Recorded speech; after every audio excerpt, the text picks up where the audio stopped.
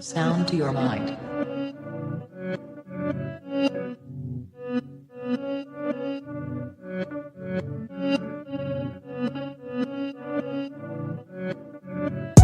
Breathe. I stay quiet as I light on my loud light. Breathe. I balance diet, I'm just trying to get my pounds right. Breathe. I stay quiet as I light on my loud light. Breathe. I balance diet, I'm just trying to get my pounds right. Shouts all on my team, I need more than a mattress support in my dreams. Could grab a few Zeds like I'm falling asleep, but I don't wanna wake for the morning grief. Breathe. Tears drop to the form in the sea. A broke heart, but it's worn in my sleeve. Never listened, I was warned in my teens, but I still skipped school, I was taught in the streets. Ring back, don't call for police. Stand tall, don't fall for the beast. Got issues with trust, so I'm born to believe. We've been a victim of love and now we're caught in it deep. Breathe. Yes, people, what's happening? And welcome back to GavGoesIn. Big up yourselves. Big up to Foxy Danny each and every time. Big up, big up. Hope you guys are having a good Saturday. So yeah, listen, this is what I wanted to do, you know. And guys, I want you to rank them in order as well, these players. Big up to Babs One Diva each and every time as well. Back with another banger. Well, let's hope so. Let's hope so. As I said, I want you guys to rank these players in order as well in terms of these midfielders, you know. And as the title says, is this the midfield standard, you know, in 2026? For me, you're looking at, you know, the best midfielders in the world, no doubt. You know, I mean, there are other players that, you know, certain fans will try and force into the conversation. But I mean, for me, as in terms of central midfielders right now, I can't look past Eduardo Camavinga. I know he's been out injured, but for me, he's still up there.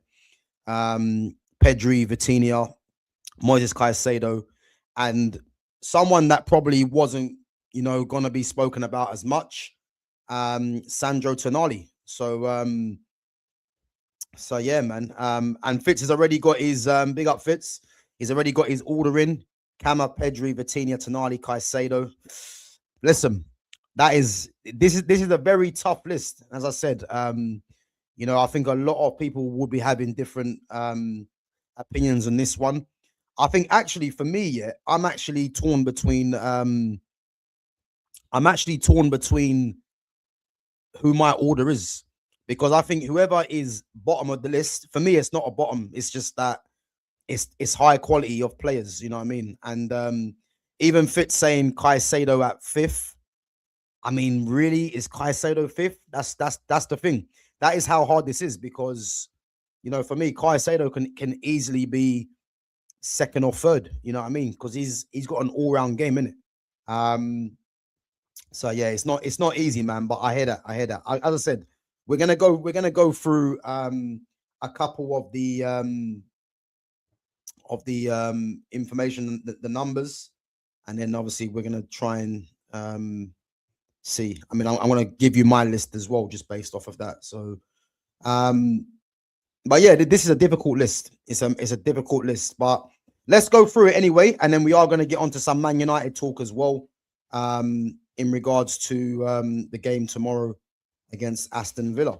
So, Moises Caicedo, guys. So from this season, you know, he's got 3 goals and 1 assist in 2,046 minutes. You know, virtually an ever-present for Chelsea. You know, and as I said, for me, Moises Caicedo is definitely one of the best midfielders in the world. For me, he's the best midfielder in the Premier League. You know, I've been saying that for a while. You know, for me, it was Rodri, but Rodri's obviously got to get back up to speed. But he can definitely be up there again. And but I think consistently, in terms of, you know, big match performances, Caicedo's definitely there for me. 233 tackles and 104 interceptions since joining Chelsea in 2025. 8 yellow cards, 1 red card. You know, so someone that plays in the position that he plays in, you know, he has been playing quite deep, quite defensive. But to have 8 yellow cards and 1 red card, that's actually good, very good. You know, I mean, the 1 red card came actually against Arsenal, funny enough.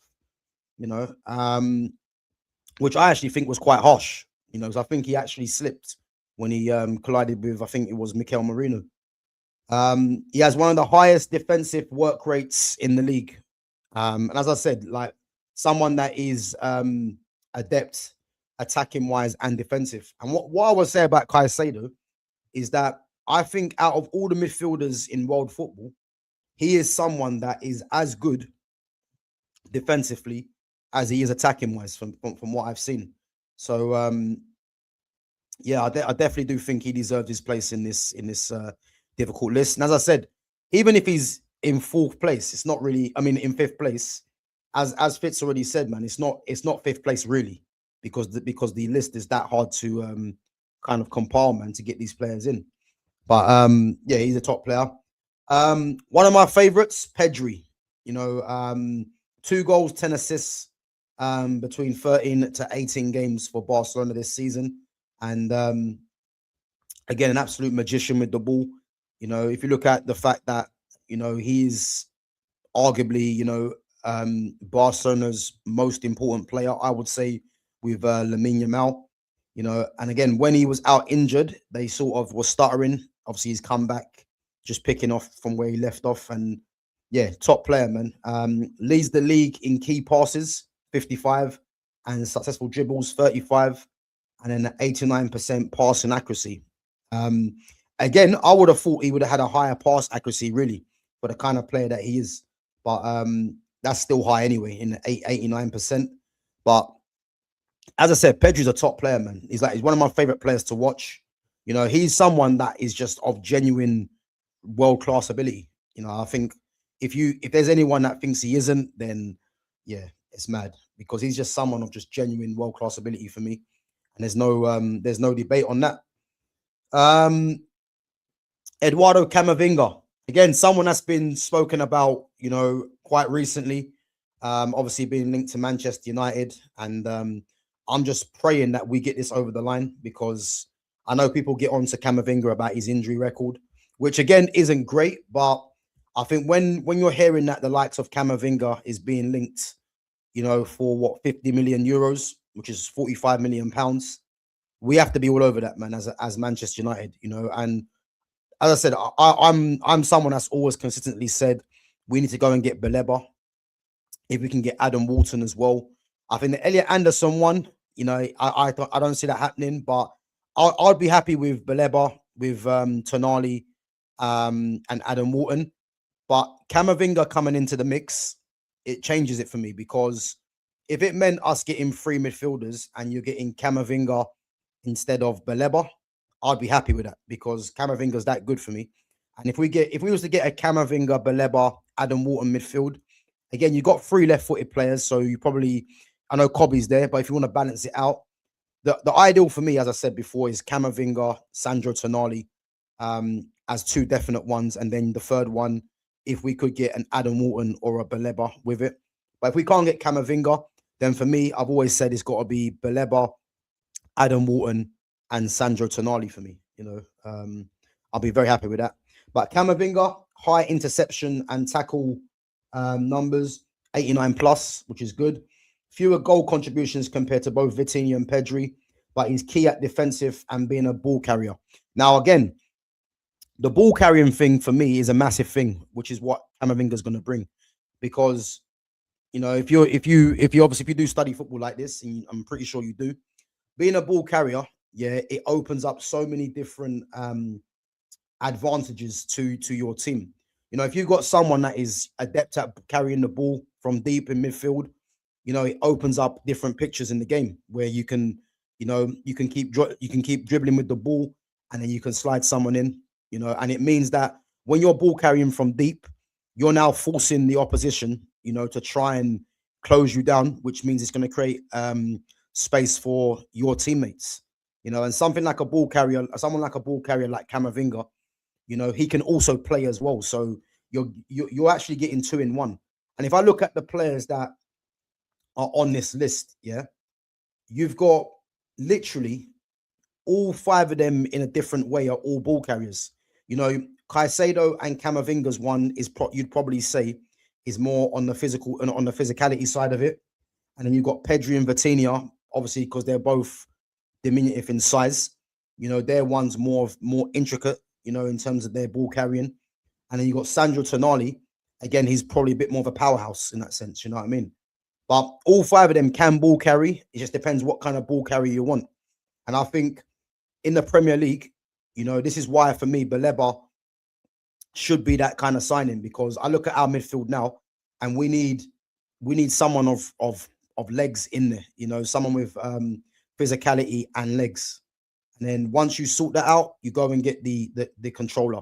And I look at Camavinga, yeah, and he can do both sides. He can control, and he's got the physicality as well to be a ball carrier, you know. And again, he's key defensive at being a ball carrier and has a high ground duel success rate as well, which again is going to be key in the Premier League. You know, I think if we're looking at Pedri and we're looking at Caicedo, I think because of the way this league's being played now, those guys will be getting pressured all over the place. But the problem is, because these guys are so technically gifted and so high in IQ, you know, getting the ball off a Pedri is the challenge, you know, because if you watch Pedri up against Newcastle, now I've watched both games when they played Newcastle in the group stage and then just recently when they played them in the Champions League, yeah. And the first game, he was the best player on the pitch by an absolute mile. The second game, he was also very good before he come off. And the thing with Pedri, yeah, is that this is a guy that hasn't got physicality. But the thing is, his brain, the way he can protect the ball, is what makes him stand out, you know, and consistently, you know, he does that, you know, even up against Joe Linton. Look how big Joe Linton is and the way that Pedri was just holding him off with ease, really. And the thing with what I like about Pedri, he's like another Jack Grealish. When these guys don't give the ball away, and if the ball does get given away by them, it's usually a foul, you know, and these kind of skills are underrated, you know. But again, Camavinga's one will be more of a powerhouse, you know what I mean, in there, but he can play, you know, and this is why for me, if there's any chance that we can get Camavinga, we need to be literally all over that. Moving on to Vitinha, you know, arguably in many people's eyes, probably the #1 central midfielder in the world right now. 6 goals, 10 assists in 25 games. I think it's a career high for him as well in terms of his assists. He dominates in big chances as well. So he's got 11 big chances, and his parking accuracy is 93%, which again is not really a surprise because when you watch Vitinha, just like Pedri, these guys just don't give the ball away. You know what I mean? And again, these guys don't have the physicality. They don't have the pace, but it's the football intelligence and the brain. And as I said, you got 2 players there for me that are definitely amongst the best in the world, man. No doubt. And I think the majority of people, I think if you used to ask them to rank these players in order, you know, for me, Pedri and Vitinha will be, you know, at a minimum 3rd. I think that's fair to say, you know. And then we've got Sandro Tonali. You know, Sandro Tonali is probably, I think, in terms of when people mention the best midfielders in the world, I think he's overlooked. And the only reason he's probably overlooked is because he's playing for Newcastle. Because if he was playing for, you know, one of the teams that are going for Champions League or Premier League, you know, he'll be looked at a lot more. And again, Tonali's a top 6, top 4 title-winning player, midfielder, no doubt. And again, he's ball-winning. You know, the fact that he can control the midfield as well, and his attacking threat is what any new team that he does go to, if Newcastle do part ways, obviously going to cost a lot of money, they'll be getting that, you know. And again, he's Newcastle's best player for me. He's their best midfielder, their best player. And do I see him being at Newcastle next season? I think at least 1 or 2 teams are going to test Newcastle's resolve over him, because he's someone that needs to be playing Champions League football. And it's quite, well, I mean, it's going to be quite clear that Newcastle are not going to be playing Champions League football next season. So he needs to be moving on personally, you know. And again, I'd love Man United to try and get Tonali, but it's going to be difficult. But he's a top player, man, anyway. And what I've done, I've noted down, guys, yeah, just some of the key attributes for these midfielders, just to see where they rank. So we've got passing accuracy, ball recovery, dual success, interceptions, and tackles. The reason why I've left out their attacking stats here is because the eye test never fails. And if you look at if you just go by the eye test, you will see just what top players these are. So I think it's important to look at the other attributes to see if your eye test is stacking up to what it is, which I'll get onto. Let me just go through some of the questions and comments. As I said, big up to all the mods, big up to everyone. Guys, make sure you are smashing the likes. Make sure you are subbing to the channel as well. So, how should sign Xhaka if Bruno G leaves, or at least try to get Jordan Hendo? I mean, if Bruno Guimaraes leaves, I think as a fan base, Newcastle fan base, I don't think they'll be happy with the likes of them going for a Henderson. You know, I think Henderson is a decent player, but he's not someone that's going to take Newcastle to the next level. And again, he's getting on a bit as well. And then Granit Xhaka, is he going to leave Sunderland after one season? It's unlikely. But I think if Bruno Guimaraes was to leave, you know, you'd probably trust Newcastle's scouting department to look at the next Bruno Guimaraes in a sense.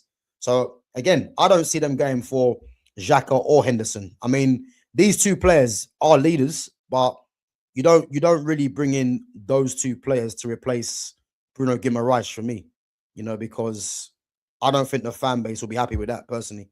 You know, you'll be looking at the next up and coming player or someone that is rated probably a bit lower than what he is, you know. But big up to Lumi Rain, big up yourself. Don't worry, Lumi, I'll be watching that 5:30 kick, that 5 o'clock kickoff, Arsenal Everton, man, because I reckon it's going to be a tough game for Arsenal, you know. Pedri and Vitinha are basically a tie. I just give Pedri the highest spot as he probs has a higher ceiling because plays next to De Jong. And again, De Jong's someone that easily could have been featuring in this as well. And what I would say is that, yeah, I think with Pedri and Vitinha, there is nothing in it really. You know, this is why I love doing things like this, because putting these guys from 1 to 5, it's not going to be nice putting anyone at 5th. You know what I mean? Even the person that is probably 1st, you know, they could arguably be 2nd or 3rd. That is how high the quality between these five are. You know, why sign Tonali when you can get Ryan Gravenberch? You know what? Yeah, big up, because Ryan Gravenberch was the midfielder that, you know, I said all along we need to go and sign. And the reason for that was, yeah, is because if you watch Ryan Gravenberch playing for Ajax, yeah, we was actually linked to Gravenberch, just like Barcelona was. And then they were saying that there was talk that Ryan Gravenberch is going to be the next Paul Pogba, even though there ain't no next Paul Pogba. But I could see the comparison in the sense of, you know, Gravenberch's height, the way that he plays. But in terms of Paul Pogba, yeah, Paul Pogba stands alone, man, with the kind of attributes and the kind of player that he was. But I watched Gravenberch a lot. You know, I watched Gravenberch when Ajax went on that mad Champions League run as well, and he was instrumental for them. And you know, I was always hoping that United went and got Gravenberch before he went to Bayern Munich, and obviously Liverpool signed him after Bayern Munich, man. So that's a deal now that is just dead in the water. But we should have signed Gravenberch when he was leaving Ajax, and that is where, yeah, doing your homework on a player and just having people in place to see talent like that, because he's one of the best midfielders in the world, Gravenberch. And again, I could have easily put him in this list, but I was trying to narrow it down because there was a few other players, but I narrowed it down to the 5. And these 5 for me are the best midfielders in the world right now. So yeah, but Gravenberch is a top player, man, no doubt.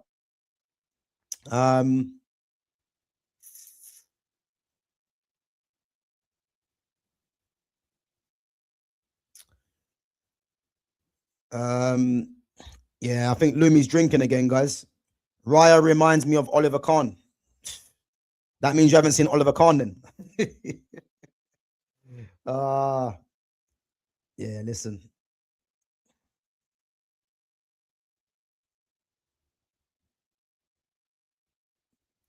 Um,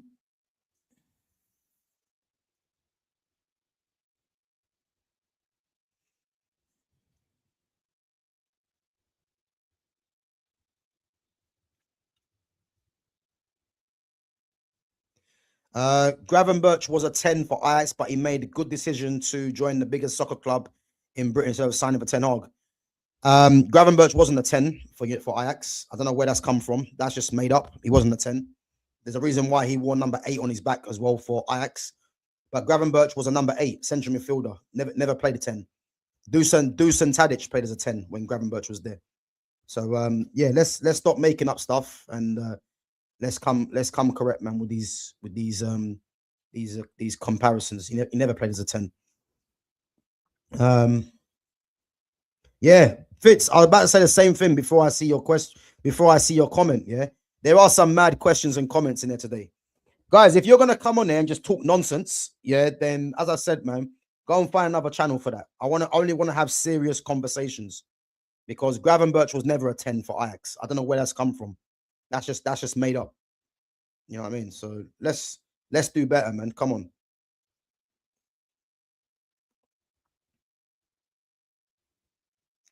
Enzo Fernandez is a 30 million player. Not enough to talk about him being a flop.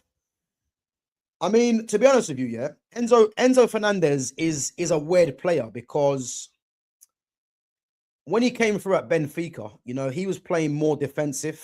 You know, for me, he's a proper central midfield player. He's not a 10, and you'd probably say he's not a defensive player. He's a number 8. Obviously, that's the reason why he wears number 8 on his back for Chelsea as well. But what I would say, in terms of him being a flop, the fact that he cost £100 million, you'll have to say that he's a flop based on that, because he's not going to repay that money back for me for Chelsea, because when someone costs £100 million, you know, they have to be winning Champions Leagues or league titles for their team.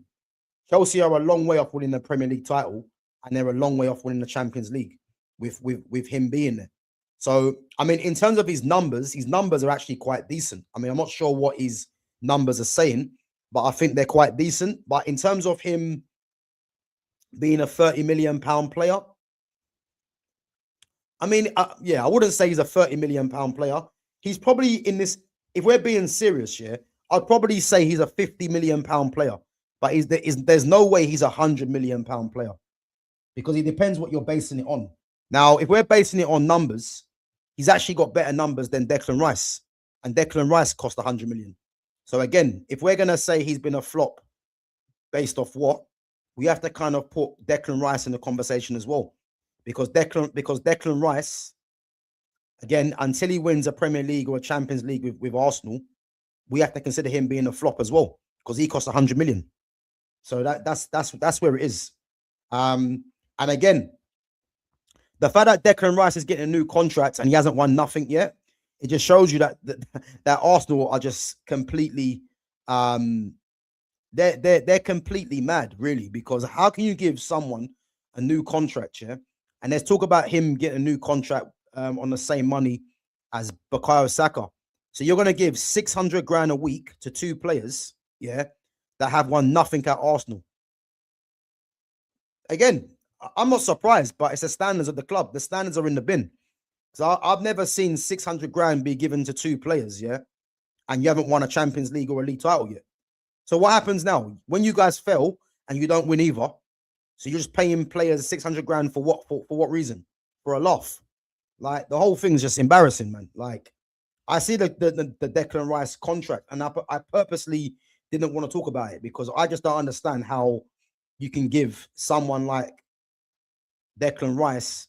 I mean, what's even more worse than this year is that when you're giving out 300 grand a week, 350 a week, yeah, you would assume that you're giving it to, you know, proper footballers, like top echelon players, the likes of the Pedris, the Vitinhas that we're talking about, the Yamals, you know what I mean?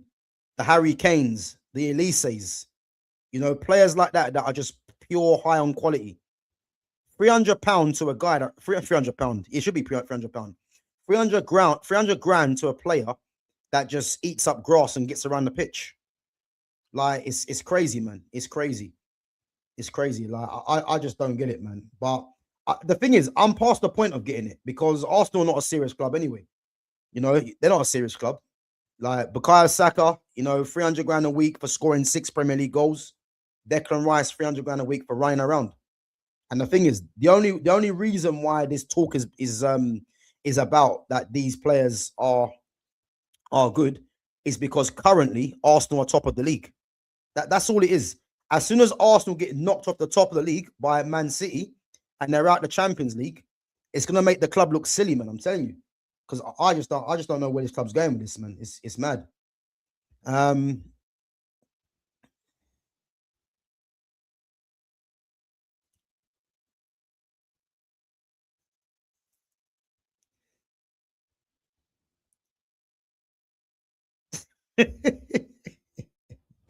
Hey, Lumi, that's not clickbait, man. That's just delusion.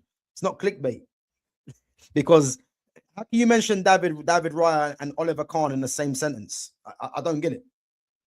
How can you mention them in the same sentence? Like if you said David Raya and I don't know, Jordan Pickford, I'd hear it. You know what I mean? But to mention David Raya and Oliver Kahn, like, what's the criteria? Because if it's winning things, then how have you made this one up? Rice clears Caicedo on my life. Listen, don't do that again. Don't ever do that again, Lumi. You think Rice clears Caicedo? What the thing is, yeah, let me ask you a question, actually. Since as you like asking me questions, yeah? Lumi, let me know in the chat. What is Declan Rice better than at Caicedo? What is he better than? As to why you think he's better?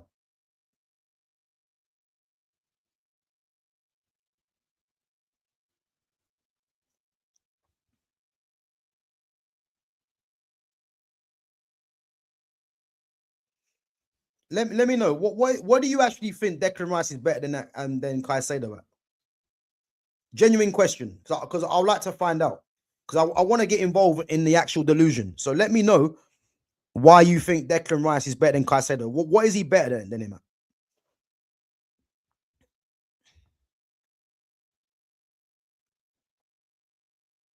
Okay, so he's better at set pieces and leadership. Okay.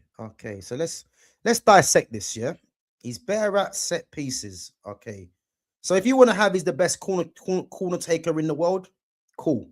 I've never heard it being the best corner taker in the world, but if you want to have that, set pieces. He scored 2 free kicks against Real Madrid last season that he's never ever going to replicate again. So that's fake. Leadership.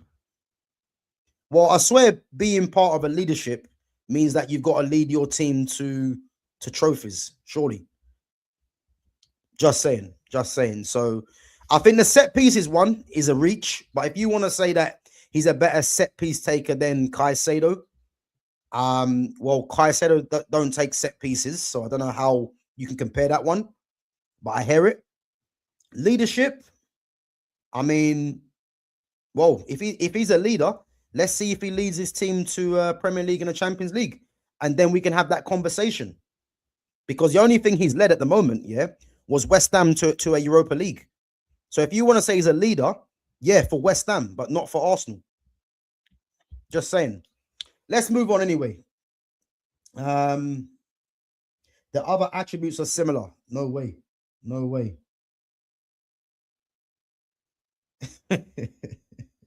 Sounds like Rice is a Poundland bootleg Beckham to me. Boy. I was going to say a bootleg Darren Anton. You know what I mean? To put Beckham and Rice in the same combo. Yeah, man. Yeah, let's not do that, Fitz, man. Come on. Darren Anderton is more the level, man, I would say. Anyway, so guys, we're going to go on to the passing accuracy, ball recoveries, dual success, interceptions, and the tackles for these players. Yeah. So I'll put them in order. So pass accuracy, you've got Vitinha in first place on 94%. Camavinga second on 93%. Moises Caicedo is third on 92%. Pedri's fourth on 91%.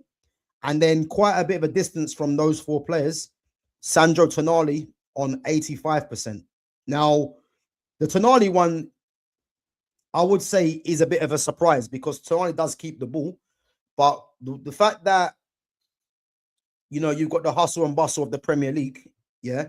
But then again, Caicedo's playing there as well. So I think the reason why Tonali's one is probably a bit lower than the other 4 is probably because Newcastle have probably struggled a lot more than these other teams, you know. And again, Camavinga hasn't been fit for the entire season, so it might look slightly better than that, better than the others as well. But 85% for Tonali. These guys are all in the high 80s anyway, or surpassing that. So that is probably to be expected, which is fair enough. Ball recoveries, Caicedo 360 in first place, Tonali second in 185, Pedri third 150, Vitinha fourth 126, Camavinga 61 in fifth. Now again, obviously Camavinga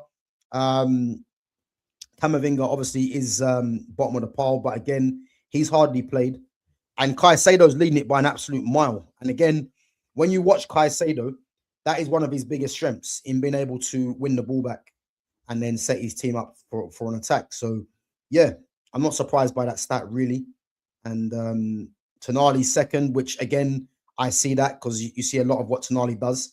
But I think what that shows you as well is that how the Premier League is. Because when you've got the 2 players that are 1 and 2 in Caicedo and Tonali that are leading the stats for ball recoveries, it kind of shows you how the Premier League is being played this season. A lot of turnovers, you know what I mean? So, which ain't good because Pedri, Vitinha, Camavinga, obviously a bit different because he hasn't been playing, but Pedri and Vitinha are playing for teams that want to keep the ball. You know what I mean? So, as I said, man, them ones there a bit, they're not really surprising, really, you know. Dual success. So you've got Camavinga in first on 64%, Pedri in second on 62%, Vitinha in third on 59%, Moises Caicedo in fourth on 57%, Sandro Tonali in fifth on 51%. And again, they're all quite similar. You know, the dual success heads it by Camavinga. You know, I'm surprised Caicedo's not higher than a Pedri, really. I thought Caicedo would have been a lot higher, but yeah, that is surprising. And then you got interceptions, guys. Caicedo in first on 31%, Vitinha second in 24, Tonali on 12, Pedri 11, Camavinga on 10. Now again, yeah, as I said, I would have thought. In actual fact, nah, you know what? I'm actually like thinking that is probably obvious or that is straightforward as to that order, really. You know, it's not really a surprise. And again, obviously, some of the players have been out injured as well, like Camavinga. So that's probably why. Well, but him, Pedri, and Tonali are all quite similar anyway. There's only like a couple. There's only like 2 in it, really. Tackles, Caicedo 174. Camavinga 51, Pedri 26, Tonali 21, Vitinha 20. Now, again, what the eye test will tell you that Caicedo does put a lot of challenges in, which so it ain't really a surprise. And then you've got Vitinha, really, who's probably more, as you can see by the fact that he's second, is more of an interceptor, you know. And then you've got Pedri's in third in tackles, but Barca dominate the ball anyway, so you're not really going to see Pedri sliding all over the place trying to win the ball back. Tonali, I would have thought would have been quite higher, but Camavinga's in 51, in second place on 51. So again, you've got the likes of Caicedo, who tops a lot of the defensive attributes. So he tops the ball recovery, he tops the interceptions and the tackles, which is what I'm seeing with my eyes anyway. In terms of his passing, he's third. In terms of his dual success, he's fourth. So again, he's quite an all-rounded player, Moises Caicedo. Vitinha tops the passing accuracy. He's third in dual success, second in interceptions, fourth in ball recoveries, and then last in tackles. And again, the one he tops is what is to be expected, the passing accuracy and the fact that as a midfielder, you know, he's going to be very high on the duels anyway, you know. Pedri is fourth in pass accuracy. And the fact that he's fourth, I don't think it's nothing to take away because he's on 91% anyway. And the three that are higher than him, 92, 93, 94. So that's nothing to kind of take away from that. Ball recoveries, third. Dual success is second. Interceptions, fourth. Tackles, third. So, yeah, again, all-rounded, really, Pedri. But as we know, is more of a technician as it stands anyway. You know what I mean? So, and then Samuel Tonali is bottom in pass accuracy, second in ball recoveries, bottom in dual success, third in interceptions, and then he's fourth in tackles. And again, a lot of that will be down to the fact that Newcastle have struggled this season, which means that a lot of these defensive attributes come into question there, really come into play there, you know. And then you've got Eduardo Camavinga. So Camavinga, 93% pass accuracy in second, bottom in ball recoveries, top in dual success, bottom in interceptions, and then second in tackles. So again, another all-rounded player, and a guy that hasn't really played too much this season because of the injuries. But again, he's a player that is overlooked because of the injuries. But you can clearly see that he's someone, Eduardo Camavinga, that if he gets back up to full fitness and can keep himself fit, you're looking at a clear world beater there. No doubt, he's a clear world beater. You know, and that's why he's in this conversation, because I don't think there's many people that are talking about him as being one of the best in the world. But that five there, I'm confident that they're the five best midfielders in the world. And there is probably a few other players that might get spoken about, but there's no way I can look past those five for me, you know. Let's go through the chat. Guys, let me know your order as well. Where do you rank these players in order? I know Fitz has put his one down already. Gav, what's your Arsenal and Everton prediction? 1-1. I'm going to say 1-1. I think Everton scored a first goal as well. Yeah. But saying that as well, yeah, put it this way, yeah, I'm going to go 1-1. But I actually got a feeling, yeah, I've actually got a feeling that Everton might win this game. I think Everton might win this game. Because I'm looking at the first game at Goodison, but at Everton's new stadium, yeah. And that was only won by a set piece. And the set piece, I believe, was scored by, was it Mikel Merino that scored the set piece? And obviously he's out injured. Was it Merino or Calafiori? I can't remember. One of them two scored. But one of them two are not going to, well, I think both of them are not going to play.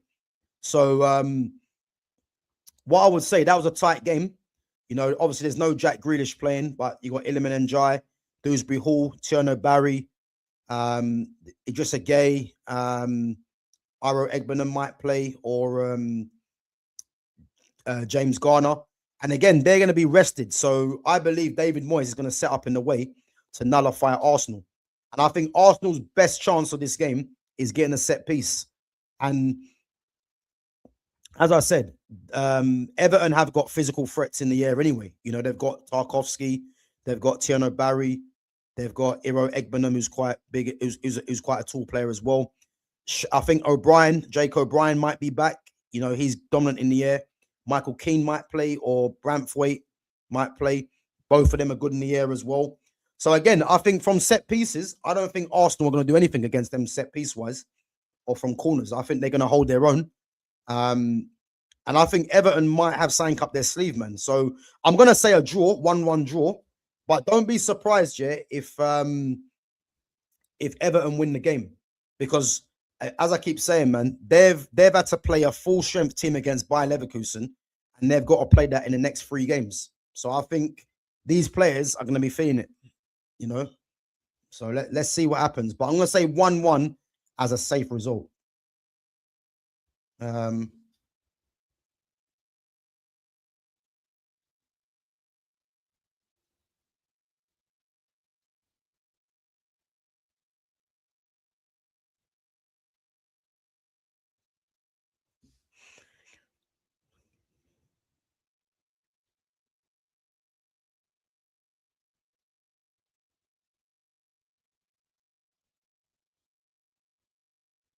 Was Nicky Butt and Phil Neville underrated?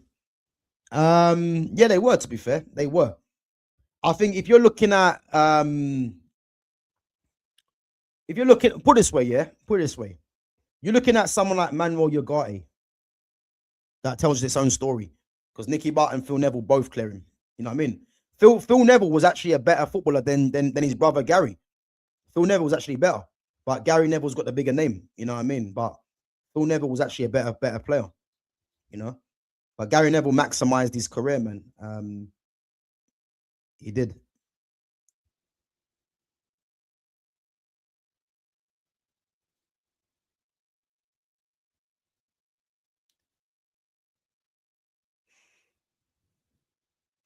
Yeah, Phil was better than Gary. He was more versatile. Obviously, he played right back, left back, centre mid. You know, Gary Neville was just the right back. Obviously, started his career as a centre back. But yeah, he was better than Gary. He's better than his brother Gary Neville, man, for sure.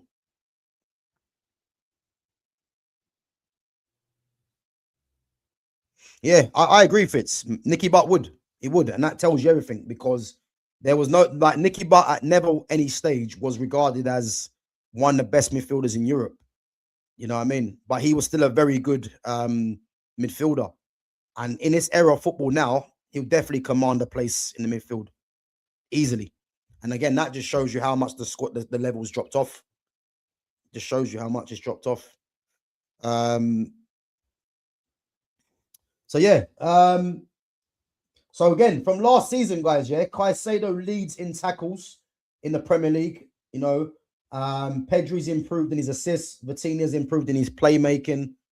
Camavinga's improved in his pass accuracy and has maintained an elite dual success. And Tonali's increased in his durability and his match volume. So again, 5 top players. Yeah, 5 top players that, as I say, ranking them is difficult. I'm going to give my order in what I think. So for me, I'm going to say first is Pedri. You know, I don't think it's much of a surprise. I rate Pedri highly. So first for me is Pedri. Second for me is Camavinga.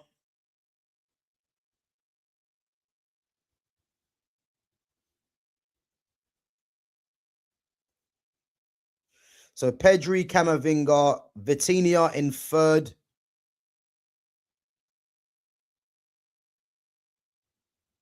Caicedo in fourth. Tonali fifth. Yeah. And again, like, just because you're fifth, yeah, doesn't mean that you're lost. It's just a difficult order. But yeah, Pedri number 1 for me. Camavinga 2. Vitinha 3. Caicedo 4. Tonali 5. Yeah, I'm happy with that, man. But that is a difficult list to compile because that's 5 top midfielders there, and they're the best midfielders in the world for me. You know, no doubt. But anyway, guys, let's move it on. Let's move it on to Man United versus Aston Villa tomorrow. What is the actual kickoff time tomorrow, guys? Anyone know? Can't remember the kickoff time. Is it a late game or early game? Is it a late game?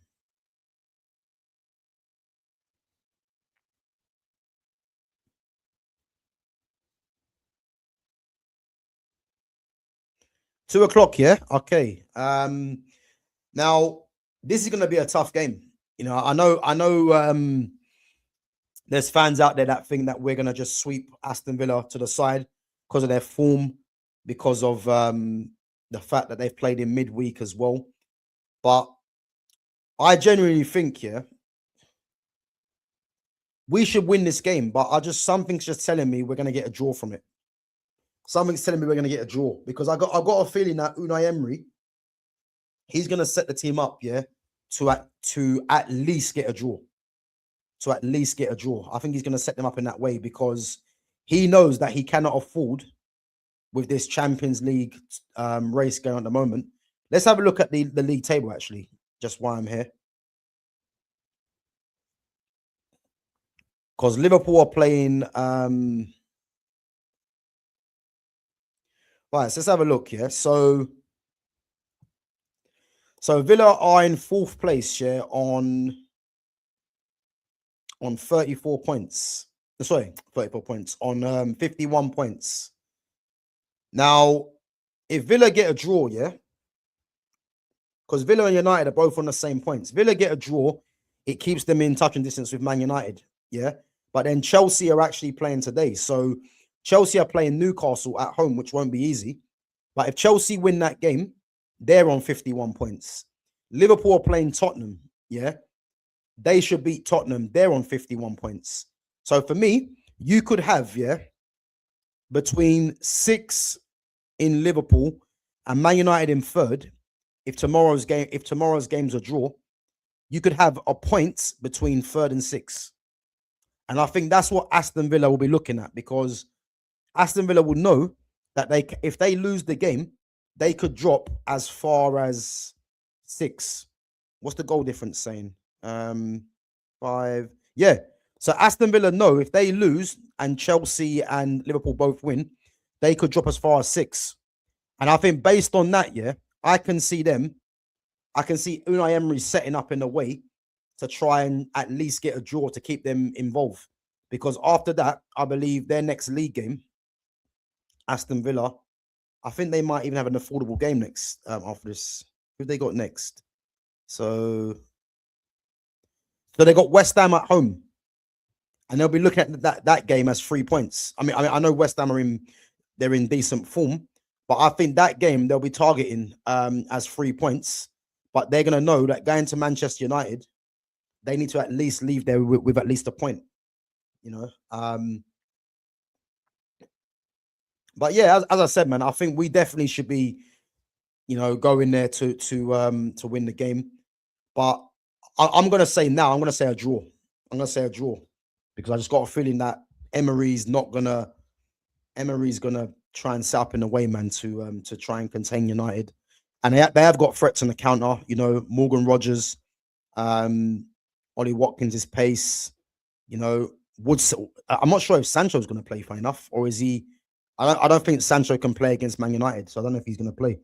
But they got Leon Bailey. I know Leon Bailey's hit and miss, but he might play. So I think they might set up for a counter attack and look at the first game against United as as their way to try and get a result. So yeah, I'm going to say 1-1. What team do I think Carrick's going to play? You know, one thing for me, yeah, I'll be pissed off, in fact, yeah. I'll be pissed off if he decides to go with the front three of Mbeumo, Cunha, and Sesko. I'll be pissed off because that front three is not going to work. It's just not going to work. And and the thing is, Carrick for me was an intelligent midfielder. So I think Carrick is not gonna. I think Carrick's gonna learn quickly because that front three doesn't work with Mbeumo, Sesko, and Cunha because there's no pivot. There's no one that can link the play there because that isn't Sesko's game. Sesko's someone, you know, that he needs that. He likes to play on the shoulder, and if you're getting balls put into the box, then that's when he comes alive. But when you've got inverted forwards like Mbeumo and Cunha, these guys' their job ain't to put the ball into the box like that, you know. So, whereas if you've got an Ahmad there, or even if you wanted to play Bruno Fernandes as a right winger to put balls into the box for Sesko, it will work.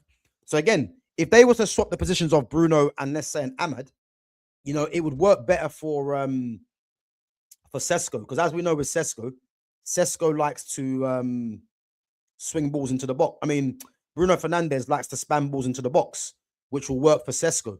So maybe that would be something to think about. But if he goes with, I think Mbeumo actually gets dropped.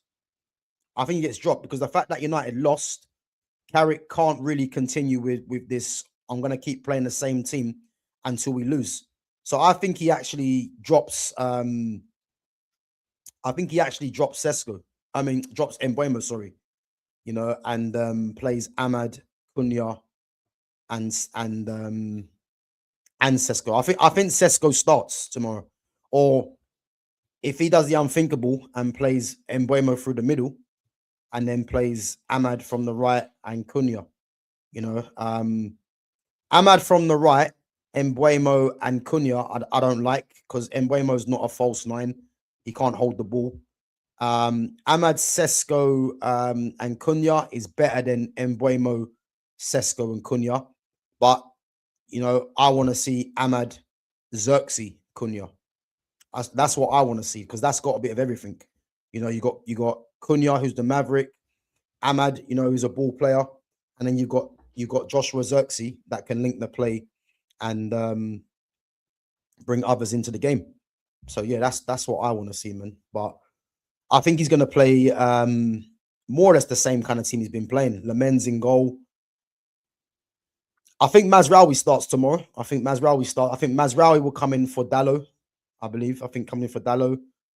I think Luke Shaw will start, because Luke Shaw's not injured. I think he was ill. So Luke Shaw will be at left back.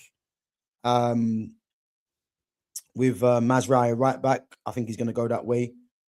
And I think the reason he plays Luke Shaw at left back as well is because if I'm looking at what's going to be on that side from Aston Villa, you're looking at probably Leon Bailey and then I think Luke Shaw is more than capable of handling Leon Bailey. So I think that's going to be the counter for that. Centre back, again, De Ligt's still out. Heaven's not going to start. Lissandro's still out. I think he plays Maguire and Yoro again. I know you I think Maguire was someone that was suffering with illness as well. But I think it's Yoro. I think it's Yoro and Maguire again. I want to actually see him though, yeah. I want to see Carrick play Yoro on the right-hand side of the defense. And which I think he will, because I think Yoro needs to make up for the Morgan Rogers, for what Rogers done last time. And obviously Rogers will be playing, you believe, from that left-hand side, which obviously if Yoro's on the right, he can engage him on there as well. The midfield two, I mean, it's going to be Casemiro and Kobe. Yeah, no problems there.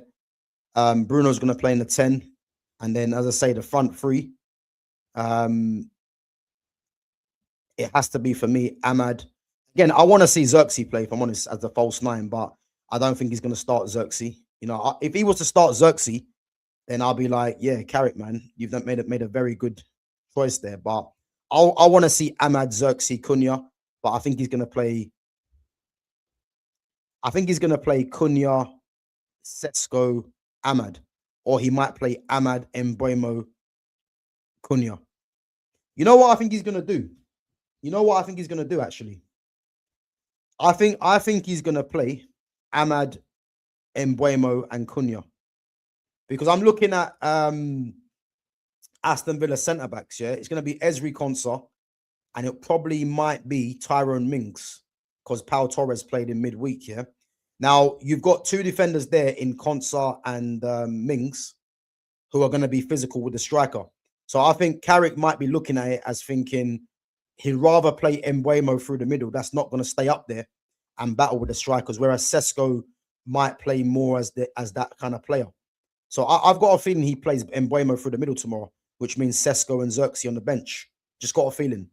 But yeah, the team I'd play, as I said, would be the front three I'd play would be Ahmad, Cunha, and Xerxes.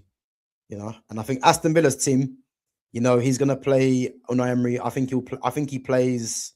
I'm not sure if Matty Cash is out injured. I'm not sure, but if Matty Cash ain't injured, then it'll be Martinez in goal. I think Cash right back.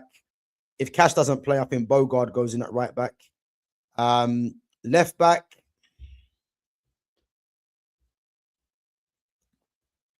Left back for Villa be interesting because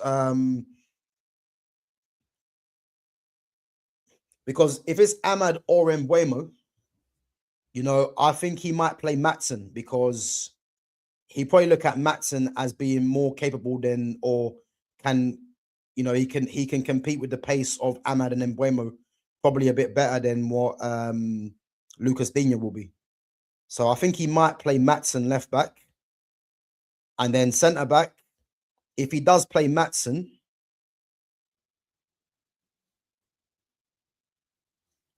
it'd be Ezri Konsa, and I think he might play. Do you know what? He might play Pau Torres again because they had a clean sheet in midweek.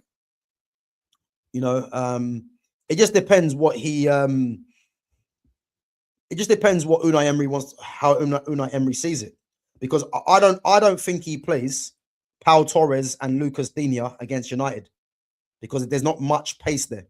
So I think either Maatsen or Mings will play, and they'll base it off that. The midfield, you know, John McGinn's back fit now, but I don't know. I don't think McGinn starts, but I think he plays Amadou Onana, Douglas Luiz. So yeah, I reckon he could play Amadou Onana, Douglas Luiz in the midfield, Morgan Rogers in the 10, Buendia on the left, or other way around. Probably Leon Bailey on the right, because I don't think Sancho can play, and then Ollie Watkins through the middle. I think that's how he might play. And again, you know, it's not going to be an easy game for United, you know, but I'd expect us to win the game because we're going to be fresh. But something's telling me that Unai Emery is going to get a point off Michael Carrick because of how tight the league is, you know. So that's how I can see it going, man. You know, guys, let me know in the chat what you think the score is going to be. I'm going to say 1-1, United and Aston Villa.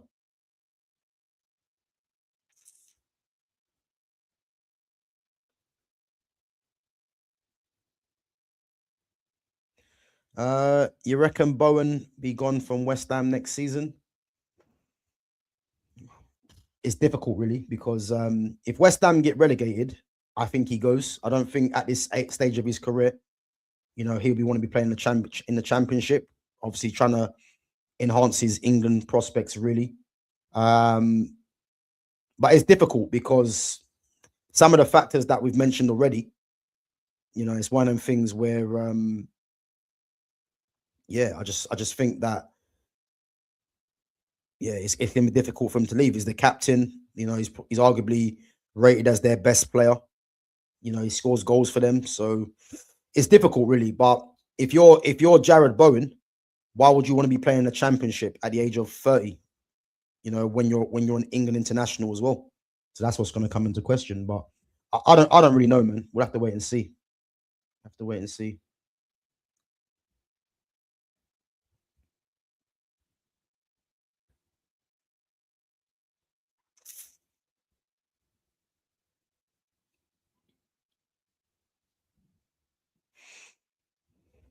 2-1 for Fitz. Yep. What 2-1 United? You're saying, Fitz? Yeah, 2-1 United.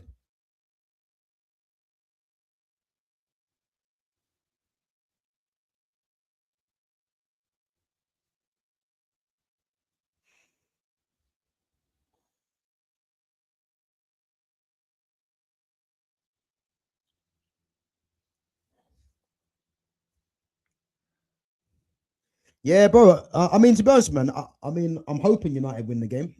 I just can't. I just got a feeling, man, that Emery's gonna pick up a point, man. I just got a feeling.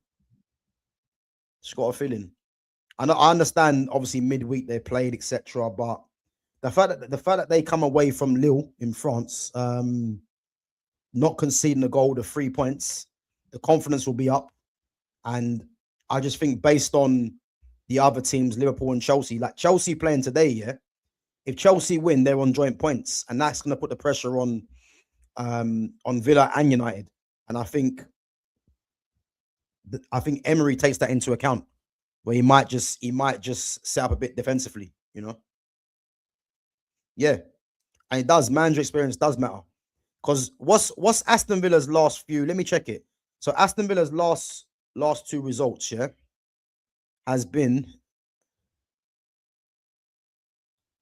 So Aston Villa's last 2 results, they got battered 4-1 by Chelsea at home, and then they lost 2-0 to Wolves away. So again, their last 2 games they've lost. Yeah, he's gonna want to probably set up, yeah, so that they at least come away with a point. That's my thinking behind it. So yeah, I think he picks up a point, man, for me personally, you know, but who knows? Who knows? But yeah, if we're serious and we want this Champions League, we have to be winning this game, no problem, man. Like, just go in there and then putting our stamp on the game and just coming away with the 3 points.